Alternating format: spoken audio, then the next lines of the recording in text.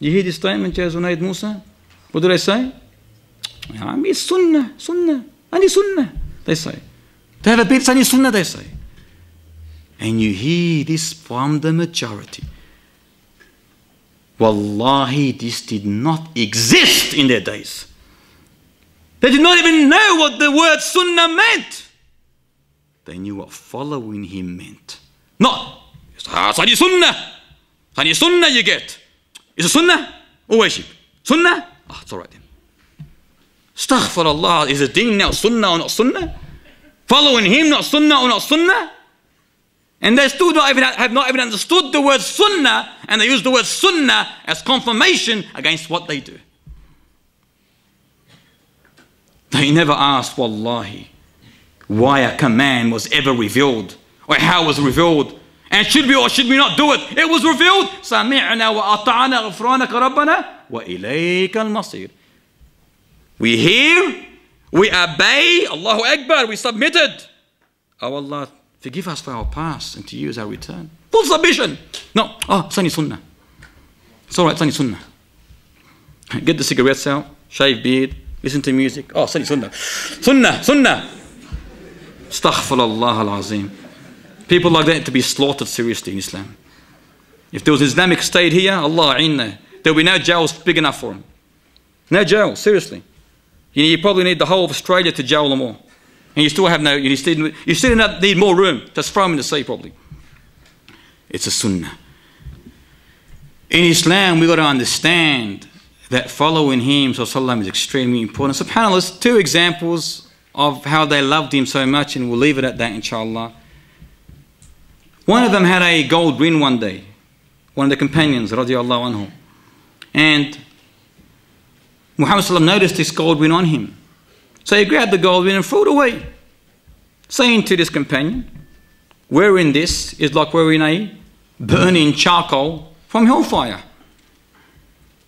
After a little while, his companions of this person who had his ring thrown said, why don't you pick the ring up and use it for a legitimate purpose, of good cause, a lawful cause? He goes, wallahi, never. I would never pick up something when Muhammad sallallahu alayhi wa sallam threw it. Never ever. Another companion by the name of Jarir ibn Abdullah, he sent his servant, and this should be an example for all those traders, the merchants, whoever sells, whether it's cars, whether it's boats, whether it's computers, no matter what it may be. Listen to this carefully. And those likewise who are buying the merchandise, not only the other ones, who are buying this. Jarir ibn Abdullah sent his servant to buy him a horse. Can you ride a horse tonight? Allahu Akbar. You ride the stallions, don't you? Khazalan. Tabarakallah. So he sent him to buy a horse for him. So the servant found a horse that he liked for his master Jarir. He bargained with the merchant. He got it down to 300 dirham. In those days it was dirham. He asked the merchant, can you please come home with me and I'll to pay you the money because the money is with my master Jarir. He goes, not a problem. He took the horse and the seller came with him to get paid. Jarir ibn Abdullah, upon seeing the horse and then his servant telling him of how much the horse was bought, Jarir looked at it and looked at the servant. He realized that the seller has undervalued the horse. Undervalued the horse. So he started an unusual bargaining. Not negotiation in the sense of going down. But Jarir was saying, I'll give you 400 for that horse. Now the seller has already agreed for 300. This is a very unusual sort of style. Any seller will say, bring it on. Allahu Akbar. Especially nowadays, you go to the Levo stores and all that. Allah Mustaan. So the seller said, yes. Allahu Akbar, I agree.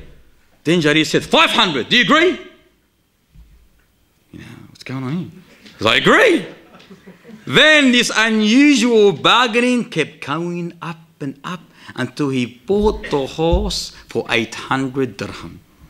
From 300 to 800 dirham with this unusual bargaining. And obviously the seller was, Allahu Akbar, extremely happy. This is what Islam teaches us. Now when he was asked why he did this, he goes, the seller, the merchant, did not realize the value of this horse. And I simply gave him what it was worth, nothing else. In other words, in our day-to-day term, I did not want to rip him off. I gave him what he was worth. It was only fair. For indeed, he said, I gave a pledge and I promised Muhammad sallam that I will always remain sincere and a well-wisher for every Muslim. Allahu Akbar. A well-wisher. Sincere and a well-wisher for every Muslim. Never ever backstab, hurt, harm, oppress your brother or sister, beloved. Remember this narration and put it in your heart. And if we are all like this, imagine how the world will be. If we all did this to each other. Today you can buy a car, for example. Wallahi, it's excellent. La ajba min dhalik. I've just done the motor. I put new shock absorbers. I put a new radiator. It's got 12 months rego. It's got this, it's got that. But it's dhahab. It's like gold, he says to you. Poor person takes it home and it collapses. Collapses. Without mentioning, and don't be a racial here. You know, alhamdulillah, Islam doesn't teach us that. Ya doctor. Anyway, I agree with you. However, the situation is, as we mentioned, that there is no trust, because one of the minor signs of the hour is what? The loss of trustworthiness and the harm and hatred to others. I'll leave it at that, inshallah, and continue our topic next week. But next week, inshallah, will be the last talk. And since it's our last talk, and Ramadan will take probably a whole year to finish, if you want to sort of give it its just cause, what we'll do next week, inshallah, is have an open forum. But we will be probably mentioning some issues about Ramadan, basic issues, and then we can sort of have, at the same time, a discussion. Anything that you have a problem with Ramadan, please write it down, please investigate and ask about it next week. And it'll be solely about Ramadan and nothing else. رمضان قد أهل بالصيام وأطل مسعدا أهلا وخلا ليته في كل حين. رمضان قد أهل بالصيام وأطل مسعدا أهلا وخلا ليته في كل حين. رمضان قد أهل بالصيام وأطل مسعدا أهلا وخلا ليته في كل حين. ليته في كل حين.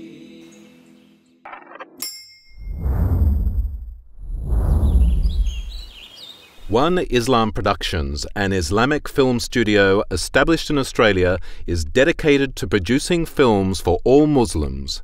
Just some of the films by One Islam Productions: children's programs, Islam for Me, We Remember Allah, Storytime, and more. Educational films, Pray as You Have Seen Me Pray, Words, Ramadan, Renewal of Faith. Documentaries. We at One Islam Productions believe that Islam is precious and deserves to be presented in only the highest quality. Visit us at www.oneislam.net for more information. One Islam Productions, a film production company run by Muslims for Muslims.